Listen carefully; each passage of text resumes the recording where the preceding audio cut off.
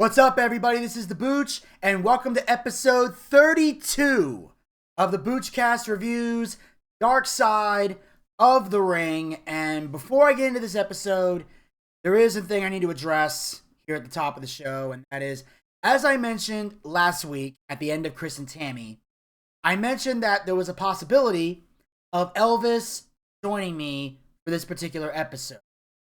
The reason I say that is because originally he was going to join me for this episode, but I hadn't heard from him in weeks. I've been trying to get him on the phone, trying to schedule things with him. I knew he had a vacation coming up, and for whatever reason, Elvis was not returning my calls, which is weird because Elvis usually returns my calls in a timely manner. Well, at the time that I'm recording this, I had spoken with Elvis last night. He called me pretty late in the evening, and we had, talked about what was going on. Apparently, he was sick with the flu, which is why I didn't hear from him. And then when he finally got better from the flu, he, of course, had his daughter with him, and he doesn't, take a lot of calls unless it's important when he has his daughter with him. So they were both understanding situations and explained a lot. Well, apparently, Elvis said that because of his new position in the company that he works for, he got promoted to a supervisor position, and because of the fact that Gator had a history of doing offensive things on the show, and because we had just recently, at the time that I'm recording this, we had put out the Christmas special, Gatorland Christmas Spectacular Part 2, The Gatoring, and Gator was his usual crazy self, Elvis could not be part of the boot.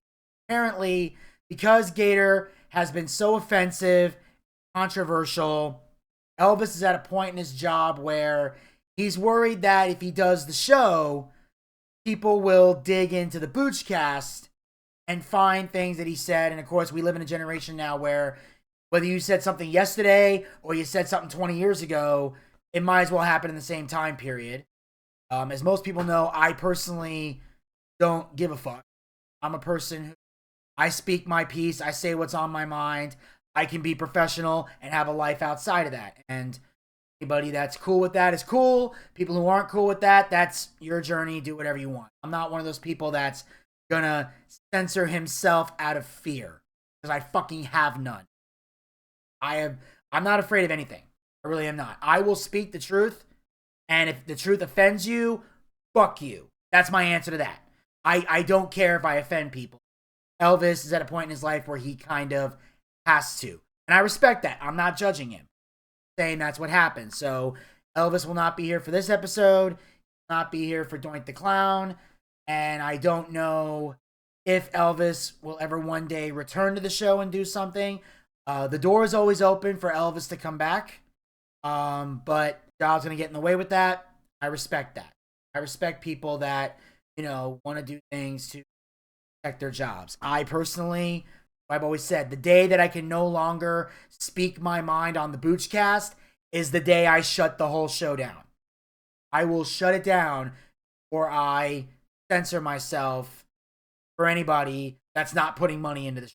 Okay, you want to dictate anything about the show? Put money in it, either through donations at podcasters.spotify.com/pod/show/Boochcast/support, or if you're a business sponsoring the show. I'm more inclined to listen to you than random trolls on the internet who bitch about every fucking thing.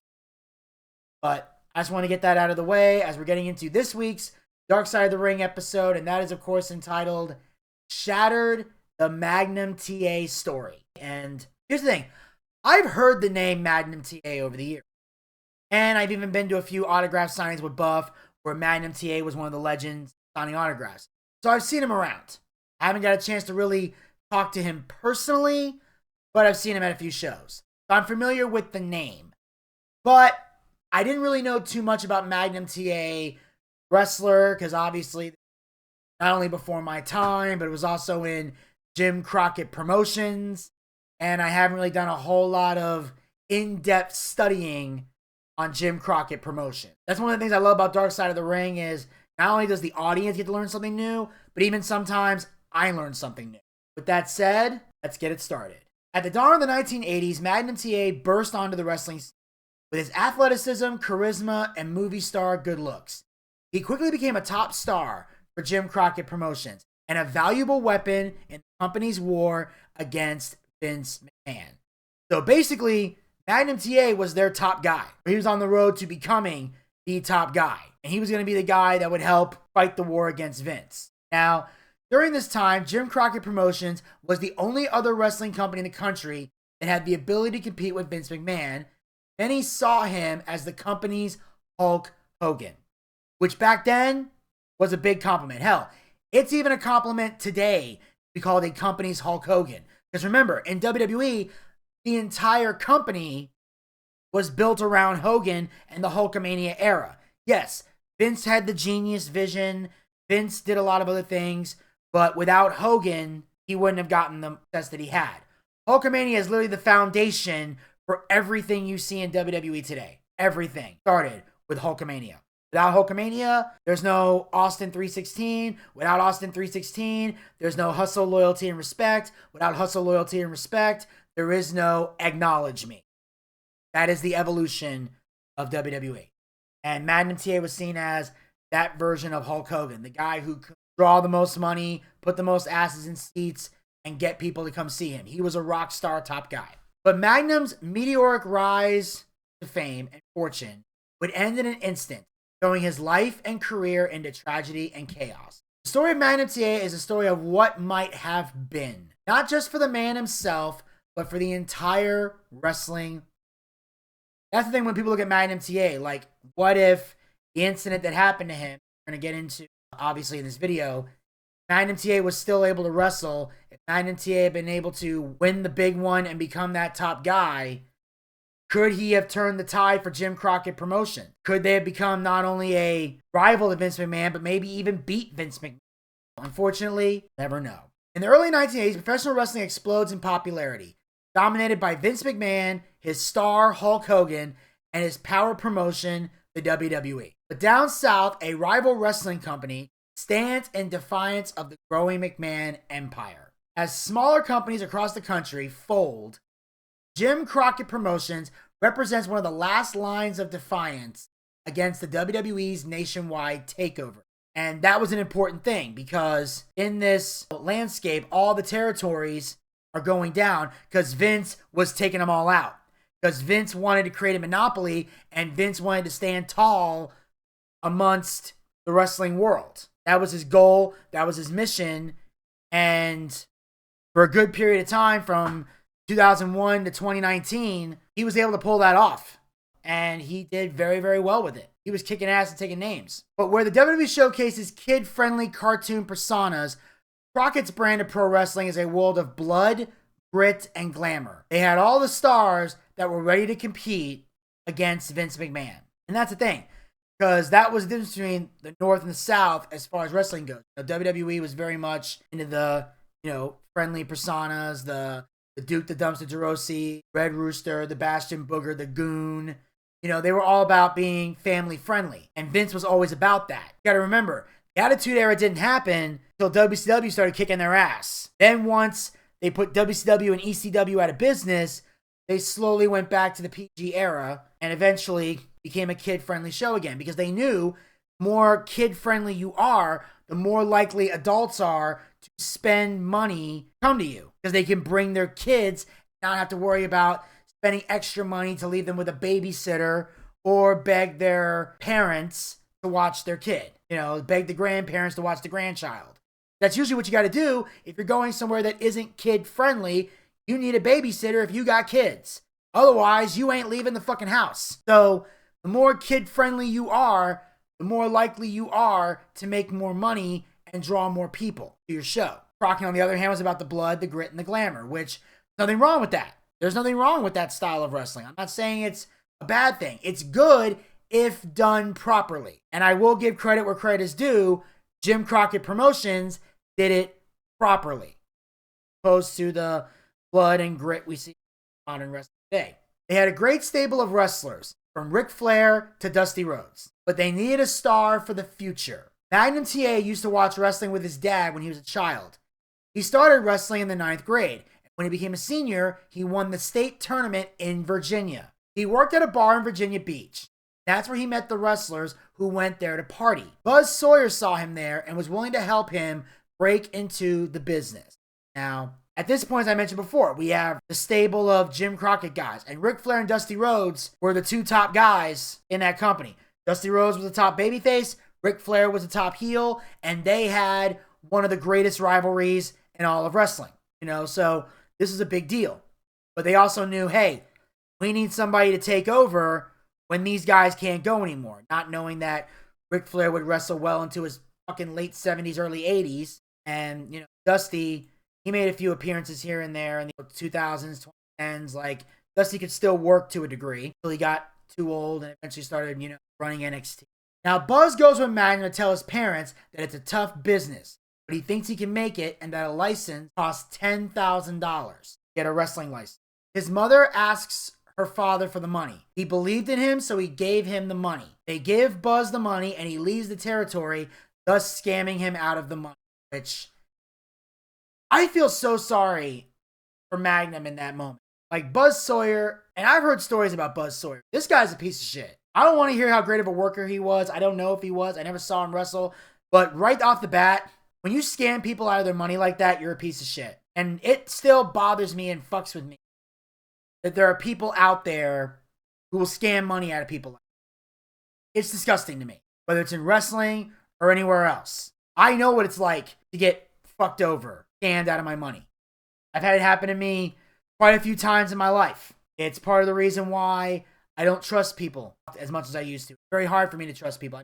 I have a small circle of people that I do trust, but it's a very small circle. Once someone in that circle violates my trust, they're out the circle and they ain't coming back.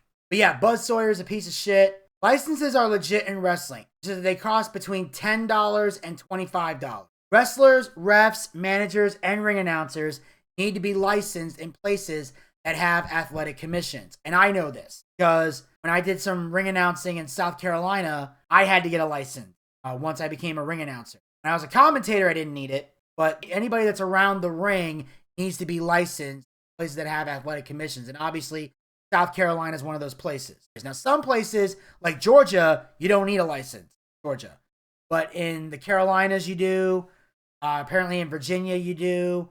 I'm not quite sure what other places require them. But like I said, those are the ones I know for sure they work at. But yeah, it's wrestler, ref, a manager, a ring announcer. You need it. That's why when I got hit with the ring announcer job at the last second, when I did Memorial Mayhem 2, I did most of the ring announcing off to the side. I rarely got in the ring because I didn't have a license, because the ring announcer job was sprung on me when I got to the building. Because at the time, I was still working at Lowe's. I had a morning shift that day, and I couldn't get the day off because it was around Memorial Day weekend. During Memorial Day weekend, Lowe's not give employees days off. If you took a day off, you had to call out, and you better have a damn good reason for not being there. Otherwise, fucked. So I worked from 5:45 in the morning till about 2:45 afternoon. Got in my car, drove to Greenville, South Carolina. Got there at 5:30. Apparently, while I wasn't at the building, my broadcast partner, who was pulling double duty as the ring announcer, walked off the show after a fight with the promoter. Then I ended up getting hit with a ring announcer job. That's why when you watch that Memorial Mayhem 2, why I'm not in the ring doing the announcing, that's the reason. I didn't have a license. Anyway, Magnum tracks him down, and Buzz ends up training him, and he did such a great job, he got booked almost immediately. So, at least Buzz eventually did end up training him once Magnum tracked that sumbitch down. I guess he was afraid that Buzz was afraid he was either going to go to jail or Magnum was going to fuck him up. I guarantee you, if I was Magnum, I'd have fucked him up. It's like, either you train me right now or I'm going to beat the fucking piss out of you. Terry's unrelenting drive and raw talent earn him admiration from promoters, fans, and fellow wrestlers. Hard work pays off when a single phone call propels his career to heights. Eddie Graham in Florida Championship Wrestling signs him. Dusty saw him as a movie star and mentored him to help nurture his talent. He became Magnum T.A. When Andre the Giant said he looked like Tom Selleck, who was the star of Magnum P.I., T.A. came from his real name, Terry Allen. Not a bad name, not a bad concept. After just over a year in Florida, Magnum T.A. returns to the road, this time joining the high-octane wrestling circuit known as Mid-South. During this time, he's still trying to figure out his gimmick. They tried putting him in suits and ties, but realized he wasn't comfortable. Then they tried a punk rock character, and he definitely didn't like that. He then calls Dusty and he says, buy a motorcycle jacket and a Harley Davidson motorcycle. He shows up to the show in a motorcycle and leather jacket, and it instantly connected. And it was like I was saying before with gimmicks. This is what you do.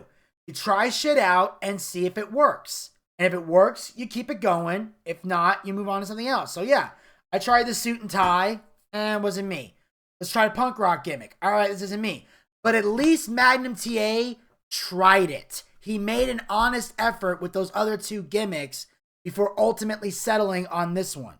And once it connected, they were like, okay, my look now. Magnum T.A. is a rising star and a fan favorite in the Mid-South territory. When he receives an offer that will change the course of his career, Dusty calls him and gets him signed with Jim Crockett Promotions. He happens to join around the time Crockett got on TBS Superstation. So right now, Tim Crockett's about to get on TBS. He got a TV deal, which means he can come in and now get a spot on TV. So with all due respect to Mid-South, TBS Superstation, that's cable TV, is going to be on channels all over the country. And that's a lot more exposure and probably a lot more money. But even if it's a little bit of a pay cut, the TV exposure is worth it. More people know who you are, you can charge more if you go to other territories. So it is a bit of a sacrifice in the long run in the grand scheme of things. In 1981, he marries Tamara Howell. Right around the time he chose to get married, he gets promoted as a sex symbol and a top superstar. The crowd loved him, and he was getting the motel key and panty treatment every night. His wife would unpack his bag and wash the gear. She would often see pictures of women that she quickly noticed weren't her. And unfortunately, this is something that you encounter a lot in the wrestling business. Guys on the road cheating on their wives. Sometimes I wonder why most wrestlers get married at all. Like, look, I get that you love this one girl, but you're on the road, you got women throwing themselves at you. As a guy, you are very likely to partake.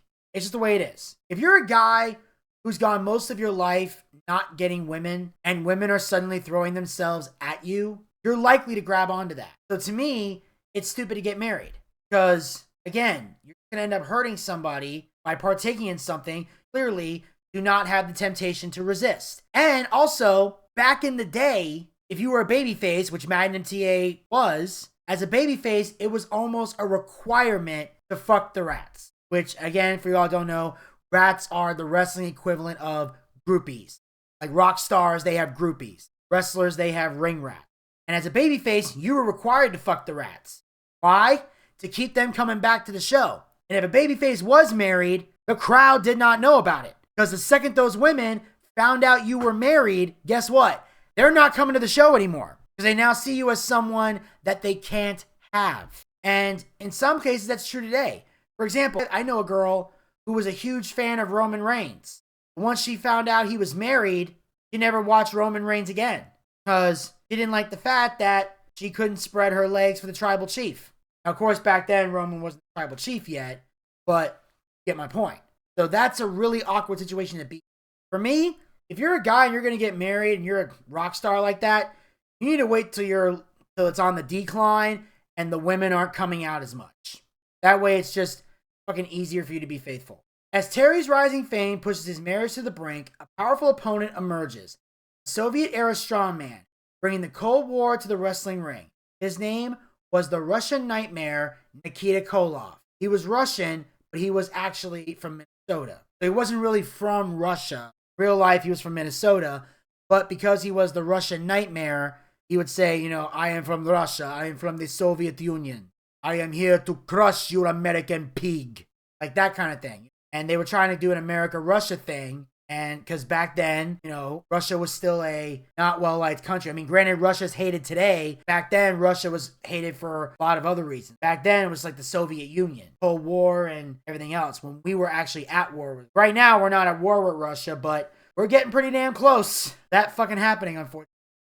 It was a match made in heaven, with Nikita representing Russia, Magnum T.A. being American-made. He's American-made. Sorry, wrong wrestling. They had a best-of-7 series that was one of the greatest feuds in wrestling history. They booked it so that Nikita would dominate and get the first 3 wins. Then Magnum would get roll-up and squeak-by victories to tie it up. And then Nikita got the final win, which got him nuclear. He then was going to chase Nikita to try to get the US title, which would set him up for a world title run. The plan was after Dusty and Rick finished their feud, Rick was going to work with Magnum T.A. and eventually get the world title, which they called the 10 pounds of gold and was considered the most coveted title in wrestling. And it really was. It was a really big deal. And that was the thing, because back then, that's what the mid-card titles were originally designed for. The US title, the Intercontinental title that we have today, they were originally meant to be working man's titles. You were the best in-ring worker, because the world champion was the guy who drew money.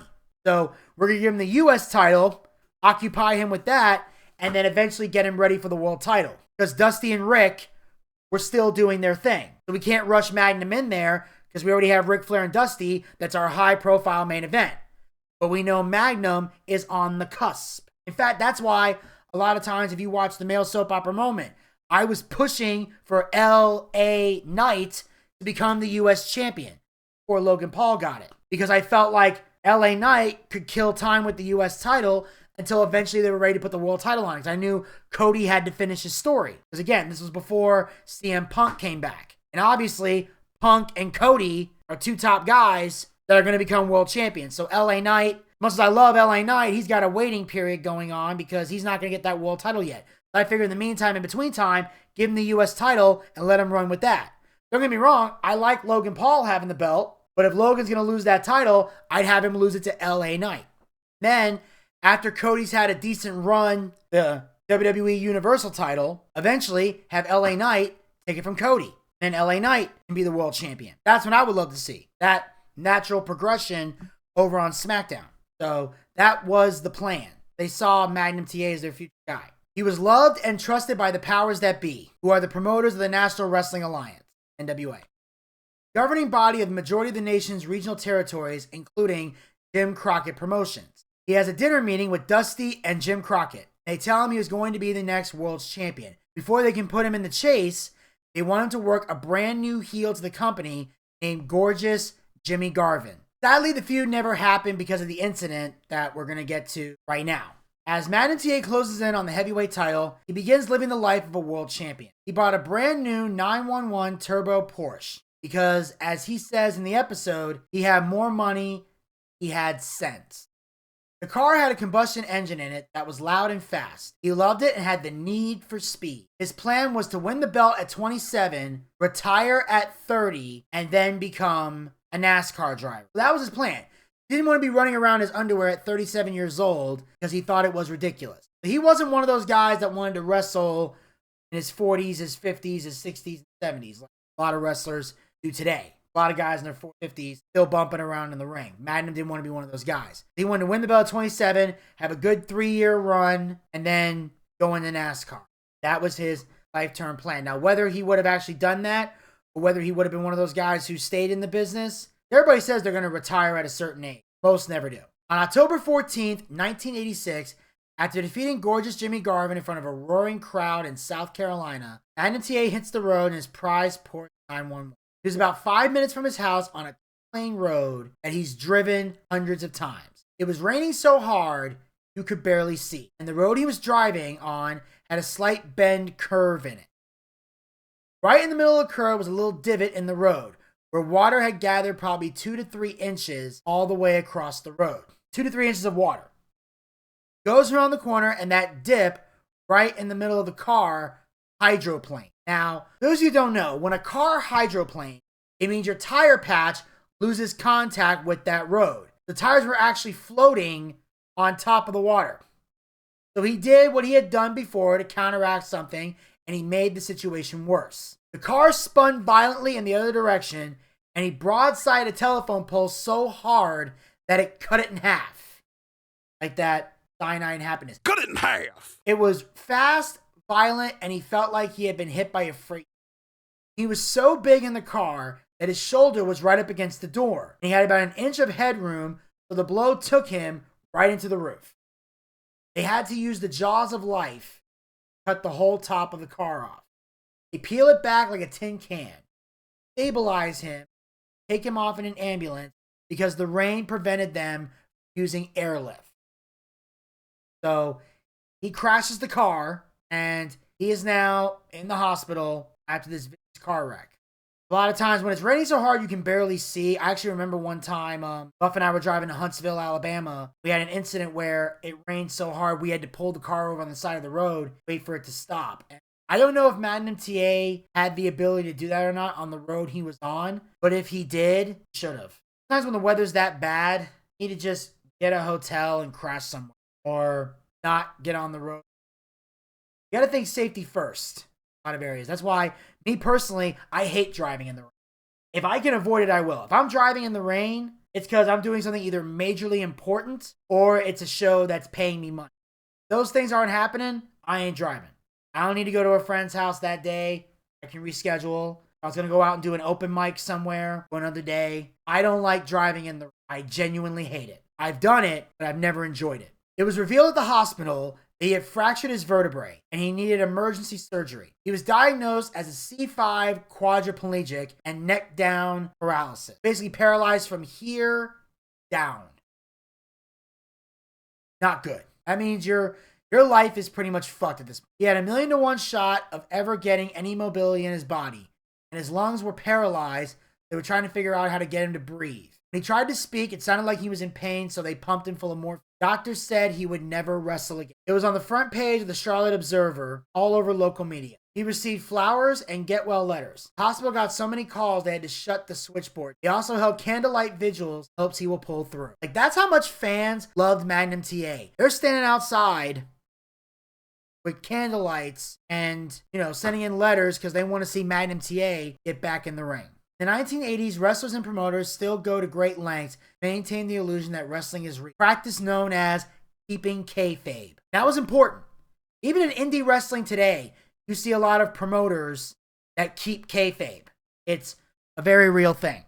Like, I remember going to Paulie's bar, and he would tell me that he would have shows afterwards, and he would bring people to his bar. Babyface had to be on one side of the bar, the heels had to be on the other side of the bar. They could yell, scream, and cuss at each other, but under no circumstances could they be seen staying together, drinking or laughing or carrying on, unless there was no fans in the bar. Or fans in the bar, opposite ends.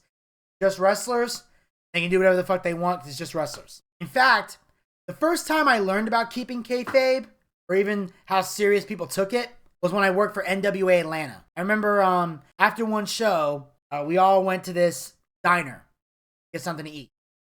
And there was Rick Michaels, and the main event for that night was Simon Sermon versus Tyson Dean. Simon was the babyface and Tyson was the heel. We were all going to go out to this diner to get something to eat afterwards. Tyson had to take care of some things, but he was going to meet us there. So me, Chad Shepard, who's one of the commentators, also who I worked with on the regular guys who got me into NWA Land. Vance McNeely was there. The other guy whose name I can't remember, and I feel bad that I can't. There was the four of us at one table, and we go to this diner. Next thing we know, we discovered there were fans from the show at this diner. They all go over to Simon Sermon, take pictures, and get autographs and stuff. Now, I go outside to have a cigarette, and all of a sudden, I see Rick Michaels bust through the door. He pulls out his phone, he calls Tyson and says, "Hey, brother, don't come to the diner tonight. There's fans here. We'll all hang out another time, but just get in your car and go home." And Tyson was like, "Oh, that's cool. I can spend time with the family anyway." Tyson goes home. Now, keep in mind, I'm new to the business. Like I said, I've been watching wrestling. I've been studying wrestling. I have my wrestling analyst mind.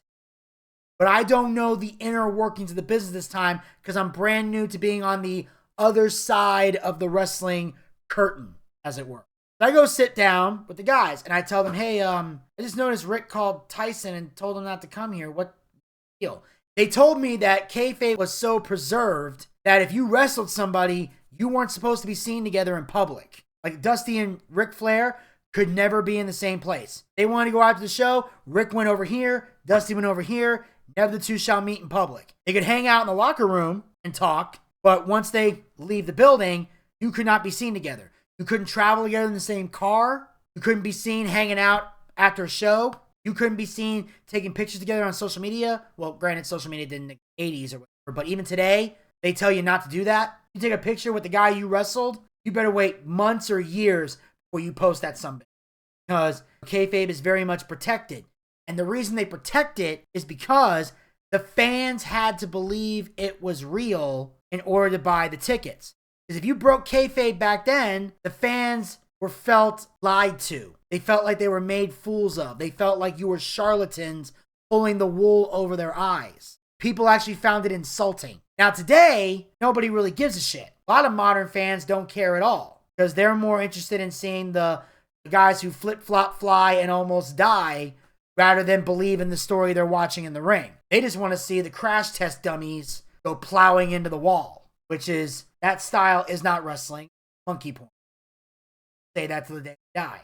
Now, Ronnie Garvin, Ric Flair, and the Horsemen wanted to visit him in the hospital, but they couldn't because kayfabe was still protected and Ronnie Garvin was the heel in their feud. One of the office workers for Crockett was a Charlotte police officer, so he made arrangements with the hospital to sneak the heels in through a back stairway into the room so they can go visit Magnum in the middle of the night. They set this up to where, okay, we can visit him, we can see how he's doing, we can talk to him, but nobody will see us. And Flair put the 10 pounds of gold on his bed and said, I'm giving you this one. I'm waiting for you to come back and get the other one. So they gave Magnum T.A. his own 10 pounds of gold. That was Ric Flair's way of showing respect to Magnum T.A. because Flair had every intention in the world, after the feud with Dusty, drop the title to Magnum T.A. Due to the accident, Magnum couldn't make any money. The guys donated portions of their check every week to Magnum, while Jim Crockett matched whatever the total donation number was collected by the wrestlers. So they would take portions of their paychecks and donate them to Magnum. And then whatever the total number was, Jim Crockett matched it and gave it to Magnum, which that right there shows you how much love and respect Magnum T.A. had from the boys. And this is one of the rare examples of the boys standing up for each other. Look, we got a brother in need. Can't pay his bills. Can't take care of his family. So we're going to give portions of our checks. Not the whole thing, because we still got to pay our bills and feed our families. But here's what we can give to help. Like I said, Crockett's like, I'll match it, so I'll double the number. And boom, Magnum got it. His wife went to the hospital every day, and she fed and bathed him every day. After 30 days, he was able to get out of the ICU, got an actual room, finally able to process everything that had gone on. He felt bad for the company because he knew they built everything around him. Now he might not be able to. The company was royally fucked. They were banking everything on Magnum. They bet the house, they bet the farm, they bet everything on Magnum T.A. And now Magnum T.A. is not going to be able to follow through with it. It sucks. The whole thing is an unfortunate bunch of bullshit. They realized they needed a new star. They turned Nikita Koloff, who was the top heel, and only 2.5 years into the business. A new plan in place, the challenge becomes selling the story to the fans. During all of this, Magnum asks for Bill Apter to come up and do an interview with him. He can get a message out to his fans. Reporting from Magnum's bedside, Bill Apter helps to engineer Nikita's transformation into a babyface hero. They also put Nikita on the cover with a tear in his eye, and the quote was, I cry for Magnum T.A. Now, Bill Apter is a wrestling journalist. He runs the website onewrestling.com. That was actually the first real, dirt sheet internet wrestling page I used to be younger. And Bill Apter is someone who, unlike Meltzer and Alvarez, Bill Apter is actually a wrestling journalist that people respect, has credibility, and actually respects the wrestling business. Bill Apter is someone you can trust and count on, not give you fake news. He reports the truth, what every journalist should do. And right now, they're in the process trying to turn Nikita Koloff into a babyface because they need a new one. And since Nikita was someone who had the charisma to get there, they're like, all right, let's put Nikita in that spot and make him a babyface. And they did. And they used Magnum to help switch him babyface. Despite being partially paralyzed and confined to a hospital for months, Terry Allen refuses to give up. In April of 1987, Crockett hatches a plan to bring Magnum T.A. back at one of their biggest events of the year. He had a cane and his arm was in a sling, but the fact that he was able to walk, despite being told he would be a quadriplegic forever, was emotional for the fans and the roster. And it is, because he was going to have neck down paralysis. This is a guy who went from neck down paralysis to having his arm in a sling and walking with a cane. That's a pretty big fucking deal. That's insanity. This just goes to show just how tough wrestlers really are. There's a lot of times where doctors are like, you're done. And wrestlers like, Watch this, motherfucker. I'm surprised doctors even tell wrestlers they're retired anymore. You're not going to meet a lot of wrestlers that are going to listen. Despite his enduring popularity, it's clear that Magnum's wrestling days have come to a permanent end, leaving his future uncertain. He tried working as a color commentator because he was well-spoken. He had a desire to get back in it. He wanted to get back in the ring. The hard times continue for Magnum behind the scenes. Tamara discovered some infidelities that had taken place after the accident, and she reaches her breaking point and files for divorce. Okay, 2 things I'm going to say here. First off, you can be well-spoken and a great color commentator. But if you're a wrestler turned commentator who really wants to get back in the ring, you're not going to do your best work as a commentator. The only way a wrestler can truly do well as a commentator is you have to accept the fact that your wrestling days are behind you. At best, you'll make a few in-ring matches to build storylines and tell a story. But as far as being a full-time in-ring competitor, if you're going to do commentary, those days are over. If you can't accept it, don't be a commentator, because you'll just half-ass the job.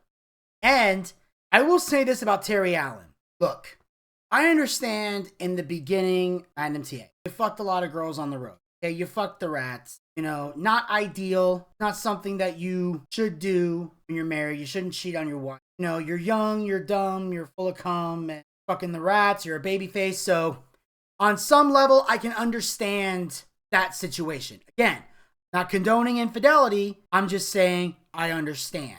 But to cheat on your wife after the accident, when she visited you in the hospital every single day, she fed you every day, she bathed you every day, and you cheat on her after that, you're a piece of shit.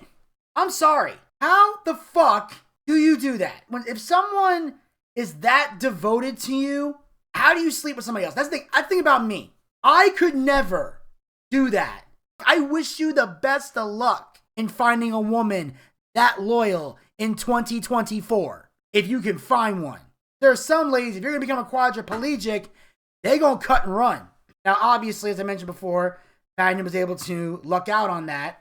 But at the time they were in the hospital, when she's feeding him and bathing him, they don't know that. They didn't know what the hell was going to happen to him.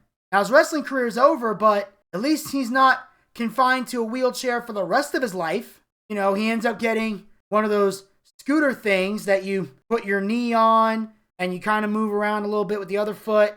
I've seen him use that, get around to places, you know, but he's not permanently confined to a wheelchair. He probably just uses it, go long distances. But I understand how you fucking do that. That is something that I never understood. Like I said, I can understand how some men can cheat on their wives. Like if your wife just completely neglects you, or if you're in a toxic marriage and you can't get out, so you have some infidelities. I can somewhat understand those things.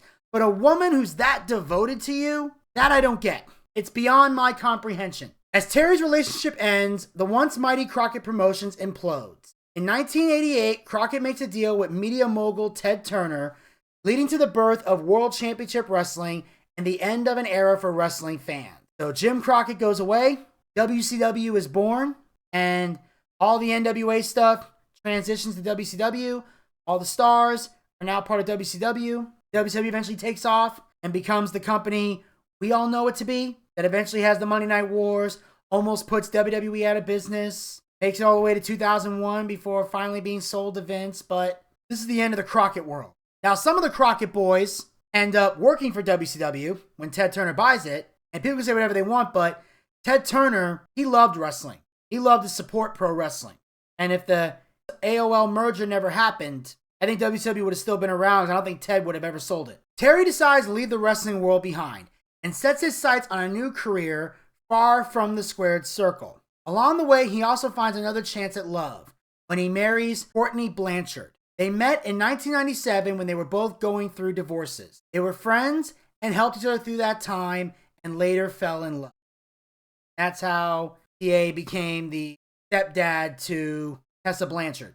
He does still attend autograph signs and conventions on occasion. I mentioned at the beginning, I've seen him at a few. He is at peace with his life, and even though he often wonders what if he never had the accident, he also wonders what if he had never woken up at all. He is so thankful that he did. That's the most important thing for any pro wrestler, is to be at peace with your life.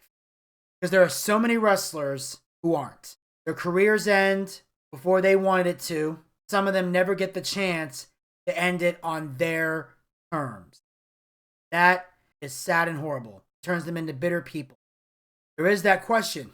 Magnum T.A. never had the accident. Would he have been able to keep Jim Crockett Promotions in business? Would he have become the next Hulk Hogan? Would he have become one of the greatest world champions of all time? Would he have been a megastar?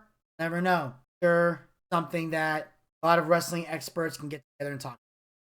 That, ladies and gentlemen, will wrap up this episode of Boochcast Reviews, Darkside of the Ring. I thank you guys so much for tuning in. Make sure you guys tune in next week. Got another story for you guys. And this one, I'm not going to lie, it's going to be heartbreaking. This is going to be a really emotional one to get through. I'll find a way to get through it. That is, of course, breaking the cycle, the Graham dynasty. Talk a little bit about Eddie Graham and Florida Championship Wrestling in this episode. Next week, we're going to get deep into that. And of course, Eddie's son, Mike, also focal point of discussion. Hopefully, that episode, we're all done. And of course, make sure you follow us on all of our podcast platforms. The link is down in the description box below. Make sure you follow us on all our social media platforms. The link is down in the description box below. Make sure you support the Boochcast. Go to podcasters.spotify.com/pod/shows/the Boochcast/support. That link is down in the description box below. And of course, as always, hit the subscribe button and ring that bell to be notified so you never miss another episode of Boochcast Reviews Darkside of the Ring, as well as other additional Boochcast YouTube content. Talk to you guys next time. Until then, pizza, baby!